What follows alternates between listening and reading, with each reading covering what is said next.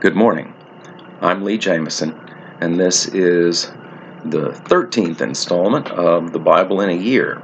Today we'll be reading Genesis chapters 31 and 32, and the Gospel of John, chapter 7, 1 through 27.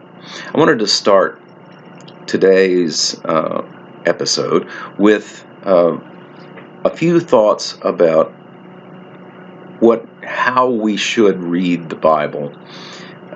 One thing that we should all recognize by the time we've gotten to this point is that so many of the themes that you see in the Bible are consistent with the way human beings are today. You will, right at the very beginning of today's reading, see envy that you might as well have torn from today's headlines. And the Bible is also truthful about people. In all of these stories, you see the story being carried forward by people, Genesis says, walk with God, and yet they are not perfect by any means. Abraham lies. Abraham misleads people. Abraham gets in trouble with his neighbors. And with each succeeding generation, you see elements of that same kind of thing happening, that these are human beings who are flawed, and yet they carry the story forward. So they function as very good archetypes for the way human beings are, even today. It's an important point to remember that we can see what is constant in humanity being anchored for us in the way the story is presented. But there's more. The stories that we see so far assume polytheism is not strange. It is the norm. It is what is all around the people who are carrying the story forward. So when Abraham sends his servant to get Rebekah, the servant speaks to Rebekah's family, the folks in Haran, of his master's God, as though that's not necessarily my God, but it is my master's God. So even the protagonist can sometimes be more taken with those people who are still in the grips of this polytheism than they are with people who are not, who show no sign of being so. So yesterday we saw that Leah, knowing that Jacob didn't love her as much as he loved Rachel, never once called on a household god or a Babylonian god or a Canaanite god or anything like that. She always spoke to God in the sense that the text understands she was speaking of Yahweh. But Jacob clearly loves Rachel.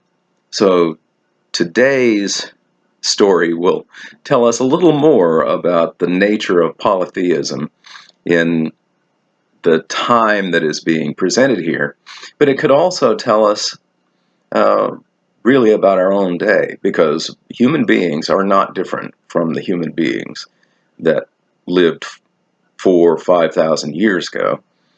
And really, although we cloak these belief systems much more coyly than people did 5,000 years ago,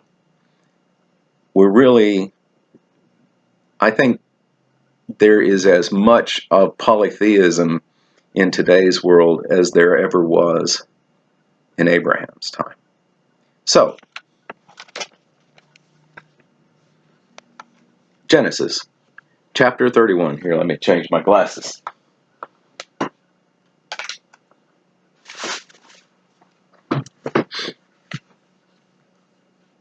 Chapter 31, Jacob flees from Laban. Now, Jacob heard that the sons of Laban were saying, Jacob has taken all that was our father's, and from what was our father's he has gained all his wealth.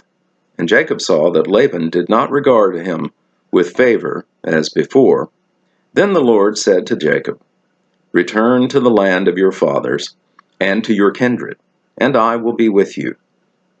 So Jacob sent and called Rachel and Leah into the field, where his flock was, and said to them, I see that your father does not regard me with favor, as he did before, but the God of my father has been with me. You know that I have served your father with all my strength, yet your father has cheated me and changed my wages 10 times. But God did not permit him to harm me. If he said, The spotted shall be your wages, then all the flock bore spotted. And if he said, The striped shall be your wages, then all the flock bore striped. Thus God has taken away the livestock of your father and given them to me. In the breeding season of the flock, I lifted up my eyes and saw in a dream that the goats that mated with the flock were striped, spotted, and mottled. Then the angel of God said to me in the dream, Jacob. And I said, Here I am. And he said, Lift up your eyes and see, all the goats that mate with the flock are striped, spotted, and mottled. For I have seen all that Laban is doing to you. I am the God of Bethel, where you anointed a pillar and made a vow to me. Now, arise, go out from this land, and return to the land of your kindred. Then Rachel and Leah answered him and said to him, Is there any portion or inheritance left to us in our father's house? Are we not regarded by him as foreigners? For he has sold us, and he has indeed devoured our money. All the wealth that God has taken away from our father belongs to us and our children. Now then, whatever God has said to you, do. So Jacob arose and set his sons and his wives on camels.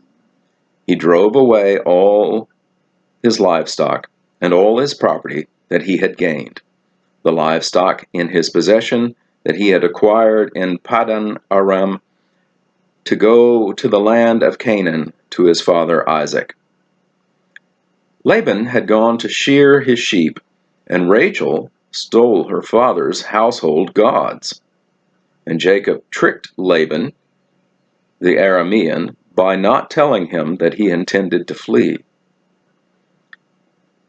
He fled with all he had, and arose and crossed the Euphrates, and set his face toward the hill country of Gilead. When it was told to Laban on the 3rd day that Jacob had fled, he took his kinsman with him and pursued him for 7 days, and followed close after him into the hill country of Gilead. But God came to Laban the Aramean in a dream by night, and said to him, Be careful not to say anything to Jacob, either good or bad. And Laban overtook Jacob. Now Jacob had pitched his tent in the hill country, and Laban with his kinsmen pitched tents in the hill country of Gilead. And Laban said to Jacob, What have you done, that you have tricked me, and driven away my daughters like captives of the sword? Why did you flee secretly and trick me, and did not tell me, so that I might have sent you away with mirth and songs and tambourine and lyre? And why did you not permit me to kiss my sons and my daughters farewell? Now you have done foolishly. It is in my power to do you harm, but the God of your father spoke to me last night, saying, Be careful not to say anything to Jacob, either good or bad. And now you have gone away because you longed greatly for your father's house. But why did you steal my gods? Jacob answered and said to Laban, Because I was afraid, for I thought that you would take your daughters from me by force. Anyone with whom you find your gods shall not live. In the presence of our kinsmen, point out what I have that is yours, and take it." Now Jacob did not know that Rachel had stolen them. So Laban went into Jacob's tent, and into Leah's tent, and into the tent of the two female servants, but he did not find them. And he went out of Leah's tent and entered Rachel's.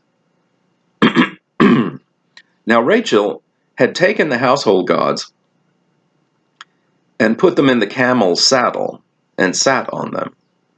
Laban felt all about the tent, but did not find them. And he said to her, and she said to her father, "Let not my lord be angry that I cannot rise before you, for the way of women is upon me." So he searched, but did not find the household gods. Then Jacob became angry and berated Laban. Jacob said to Laban, "What is my offense? What is my sin that you have hotly pursued me? For you have felt through all my goods. What have you found of your household goods? Set it here before my kinsmen and your kinsmen, that they may decide between us two. These 20 years I have been with you. Your ewes and your female goats have not miscarried, and I have not eaten the rams of your flocks. What was torn by wild beasts I did not bring to you. I bore the loss of it myself. From my hand you required it, whether it was stolen by day or stolen by night. There I was. By day the heat consumed me, and the cold by night. And my sleep fled away from my eyes. These 20 years I have been in your house. I served you 14 years for your 2 daughters, and 6 years for your flock, and you have changed my wages 10 times. If the God of my father, the God of Abraham, and the fear of Isaac had not been on my side, surely now you would have sent me away empty-handed. God saw my affliction and the labor of my hands, and rebuked you last night." Then Laban answered and said to Jacob, "The daughters are my daughters, the children are my children, the flocks are my flocks, and all that you see is mine. But what can I do in this day for these my daughters and for their children whom they have borne? Come now, let's make a covenant, you and I, and let it be a witness between you and me." So Jacob took a stone and set it up as a pillar. And Jacob said to his kinsmen, "Gather stones." And they took stones and made a heap. And they ate there by the heap. Laban called it Jagar Sahadathah, but Jacob called it Galeed. Laban said, "This heap is a witness between you and me today." Therefore he named it Galeed, and Mizpah, for he said, "The Lord watch between you and me, when we are out of one another's sight. If you oppress my daughters, or if you take wives beside my daughters, although no one is with us, see, God is witness between you and me." Then Laban said to Jacob, "See this heap and the pillar which I have set between you and me?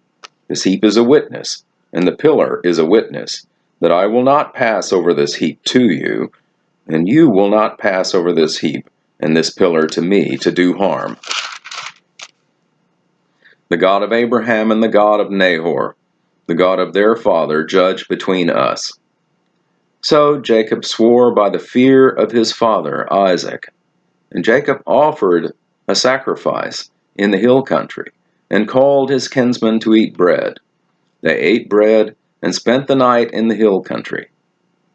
Early in the morning Laban arose and kissed his grandchildren and his daughters and blessed them. Then Laban departed and returned home.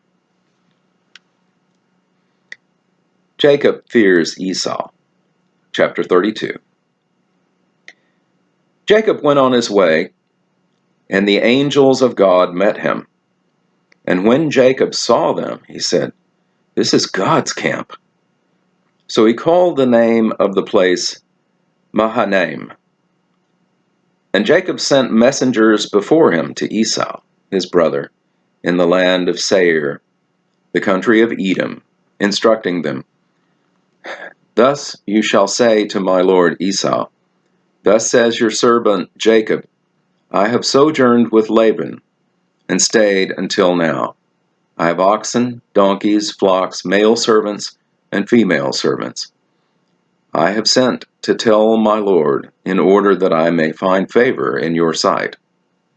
And the messengers returned to Jacob, saying, "We came to your brother Esau, and he is coming to meet you, and there are 400 men with him." Then Jacob was greatly afraid and distressed. He divided the people who were with him, and the flocks and herds and camels into 2 camps, thinking, "If Esau comes into one camp and attacks it, then the camp that is left will escape." And Jacob said, "O God of my father Abraham, and God of my father Isaac, O Lord, who said to me, Return to your country and to your kindred, that I may do you good. I'm not worthy of the least of all the deeds of steadfast love and all the faithfulness that you have shown to your servant. For with only my staff I crossed this Jordan, and now I have become 2 camps. Please deliver me from the hand of my brother, from the hand of Esau, for I fear him, that he may come and attack me, the mothers with the children. But you said, I will surely do you good, and make your offspring as the sand of the sea, which cannot be numbered for multitude." So he stayed there that night, and from what he had with him, he took a present for his brother Esau: 200 female goats and 20 male goats, 200 ewes and 20 rams, 30 milking camels and their calves, 40 cows and 10 bulls, 20 female donkeys and 10 male donkeys. These he handed over to his servants. Every drove by itself, and he said to his servants, "Pass on ahead of me and put a space between drove and drove." He instructed the first, "When Esau, my brother, meets you and asks you, 'To whom do you belong, and where are you going? And whose are these ahead of you?' Then you shall say, 'They belong to your servant Jacob. They are a present sent to my lord Esau, and moreover he is behind us.'" He likewise instructed the second and the third and all who followed the droves. "You shall say the same thing to Esau when you find him, and you shall say, 'Moreover, your servant Jacob is behind us,' for he thought, 'I may appease him with the present that goes ahead of me, and afterwards I shall see his face. Perhaps he will accept me.' So the present passed ahead of him, and he himself stayed that night in the camp. Jacob wrestles with God. The same night he arose and took his 2 wives, his 2 female servants, and his 11 children, and crossed the ford of the Jabbok.